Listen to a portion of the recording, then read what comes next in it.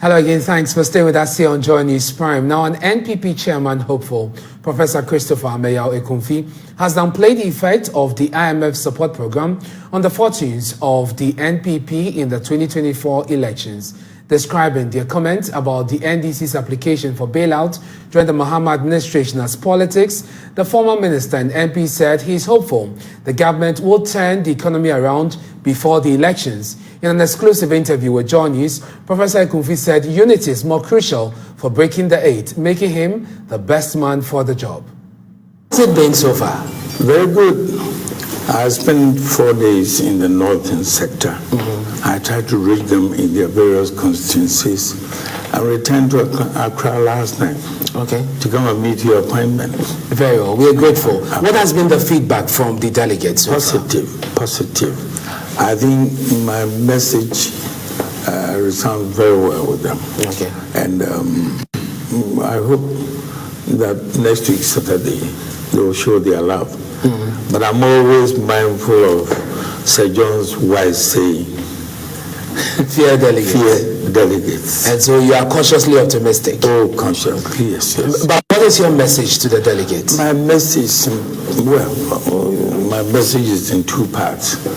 First, a special appeal to them for party unity.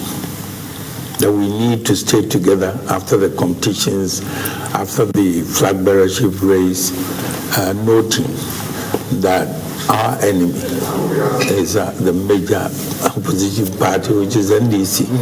All that we are doing is just going through motions to get us finally to select the flag bearer. So that has been my main message. I keep reminding them of what happened in 1979 when there was a split in the front of the tradition. I mean, Dankwa, Musia Dombo, where we have PFP and UNC. And then followed it up with 208. We had 17 fine gentlemen, patriots. But again, we couldn't quite come together after the contest, and we lost. 2016 was a good year because we all came together, we campaigned together, and the results were marvelous. You have over 1 million votes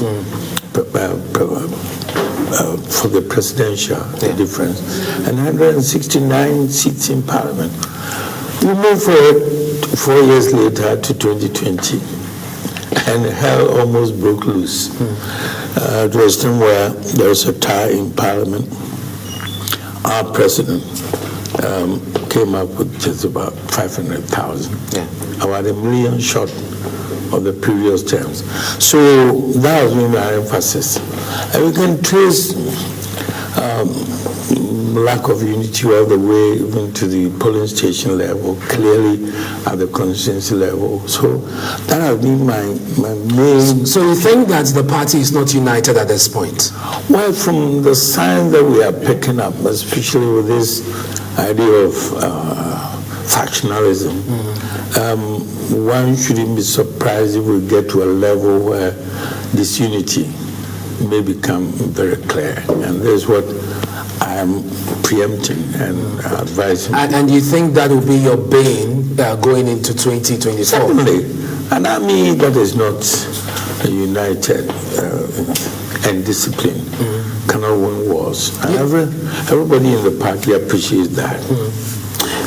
What possibly could be the cause of this disunity that you talk about? Well, basically, the result of factionalism. You have A, B, maybe C and D, and so on. Each will have a following that may be historical, following that may just be emerging, whatever it is. They have their sets of supporters. And it's a competition. Each of them wants to win. So that is not surprising in itself. But factionalism has always been a part of politics, and it's been a part of the NPP. You mentioned the tradition, Buzia Dombo and the Dankwa. And going into every election, there's always that card that people play. This person belongs to that camp, has the backing of the presidency. This is in the other side. It's not very clear to me where you belong. I don't have to indicate that if ultimately I'm going to become the Abusia Penny to settle issues, to reconcile people. I don't think you advise me to indicate. But that is almost inevitable. Looking at the structure of the party, almost everybody is aligned. And these factions you talk about from the base of the people, I mean the contestants, and that is where they draw their support. I mean, for someone, a contestant like you are coming up against Stephen Ntim, it is very clear where Stephen Ntim stands and where he's getting his support, and so all the others are very much likely to align. You think that that is not important going to this race? A neutral position may be the best in the circumstance. If we're going to preach unity, I think strategically it would be wrong to show your hand, and that is what I'm doing. I am for NPP. I approach both sides, or both. Maybe now we have more than 2 factions, maybe 6, 7. I approach all of them. I talk unity.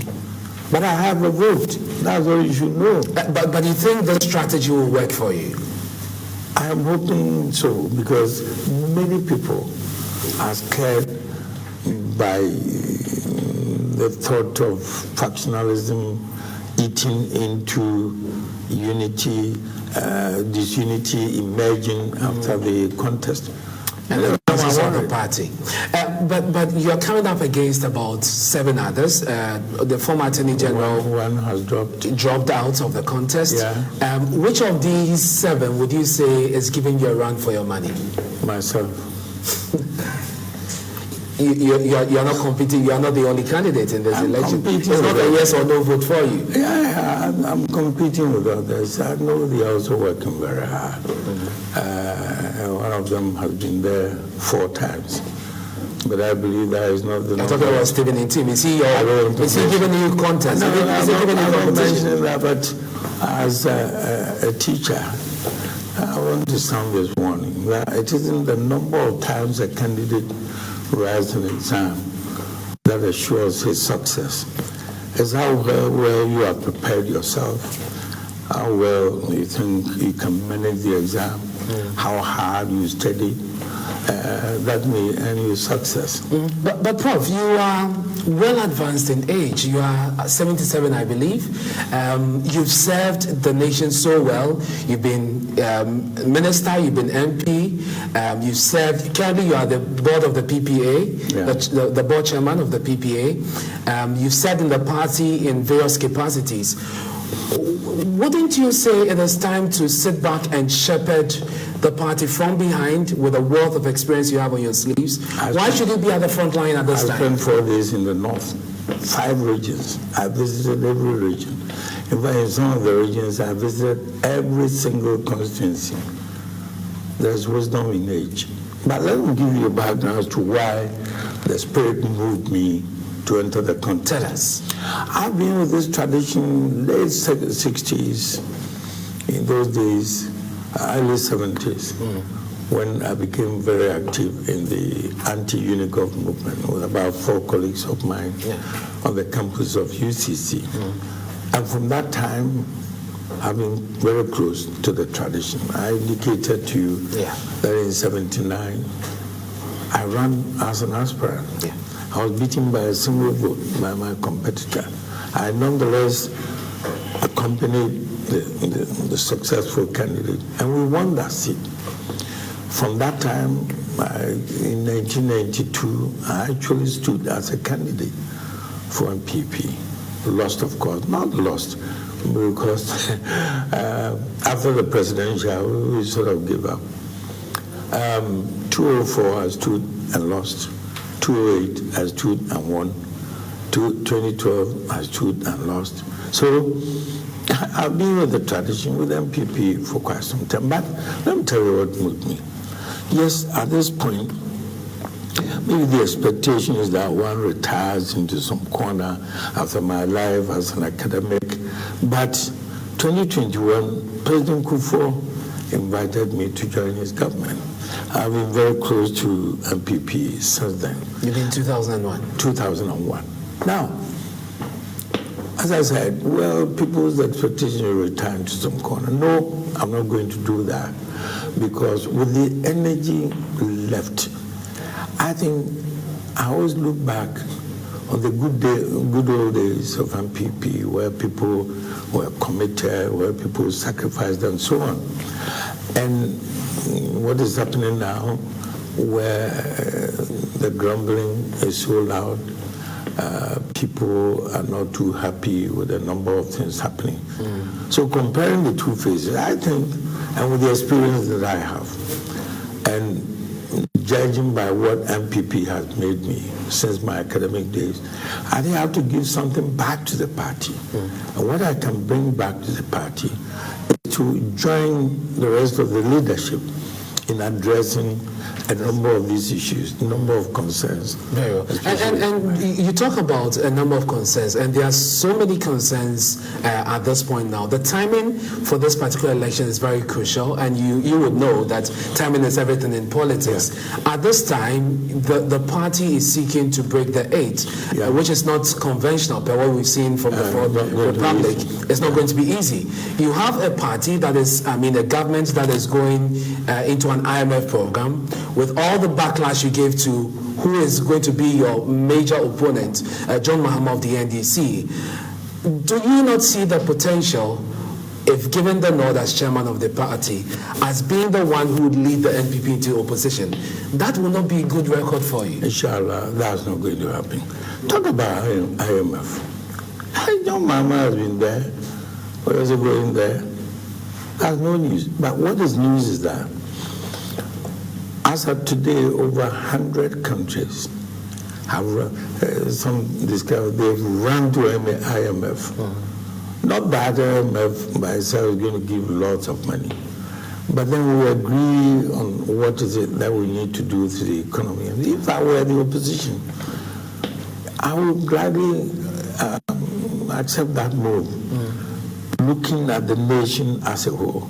But don't forget what you said about them when you were in opposition. Do you think that will not hurt you? That's politics. Yes, that's so you didn't actually mean all of that. We all have to come to face the reality.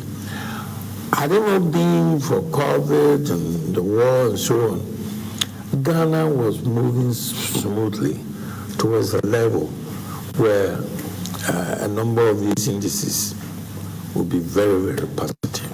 Unfortunately, the global, we are not calling it a recession there, but the global challenges said that a small economy such as ours cannot escape.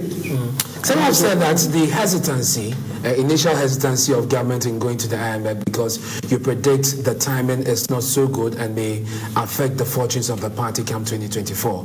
If you're given chairman, the not to be chairman, you're going to lead the party. Do you think that this IMF program has the possibility of affecting the NPP's chances? Argue that, well, in a period of 2 years, you can succeed in getting out.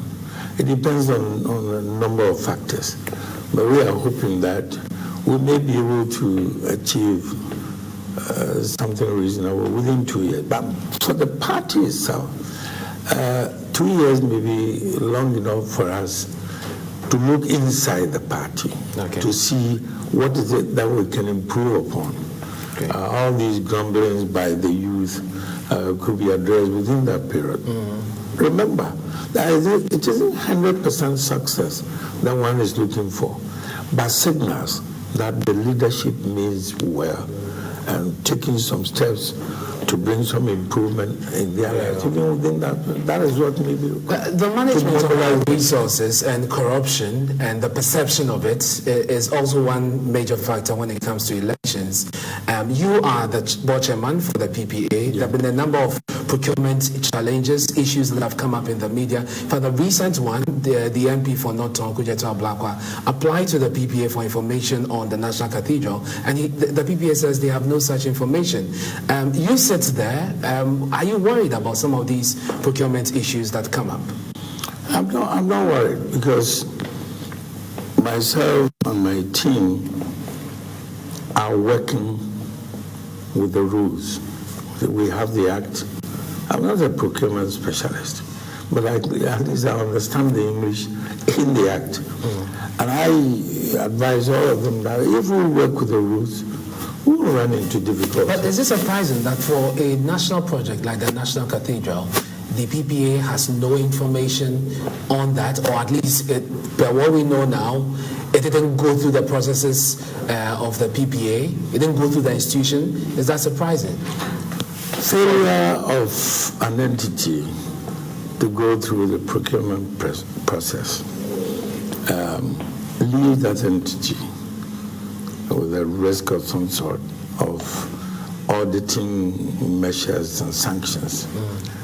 So if you don't come to us, we are not going to ask you to come to us. Auditors will find you out. And then normally a request will put in for ratification. I am frowning upon ratification. You do the wrong thing, and then you come to us for ratification. Yeah. So if PPA tells you they know little or nothing about a project, you have to understand them. If indeed they weren't approached to the regular application, then of course they won't have any information on that. So you would support the calls for, a thorough investigation into this? I will not support any entity that goes through procurement without going through the right motions. Very well. So I hope the necessary steps will be taken. So you're heading to the polls on, that's next week? Yes. On the 16th. Wish me well. I wish you well, Prof. I wish you well. Unfortunately, I do not have a vote, but your delegates are watching. Maybe you want to speak to them briefly. Why they should give you the votes? I have been in a number of almost all the constituencies. My appeal to you delegates is that I am ready to come and work with you. Together, we should look inside the party and see what wrongs we can correct. I am not here to acquire, to amass wealth. I'm not here for projects and so on. I'm here to work with you. I want to pay back what the party NPP has done for me. And if we are courageous enough to point out the misdeeds of members within the party to correct the wrongs, I'm sure we will emerge victorious in 2024. Prof, I'm thankful. Thank you for your time. Go.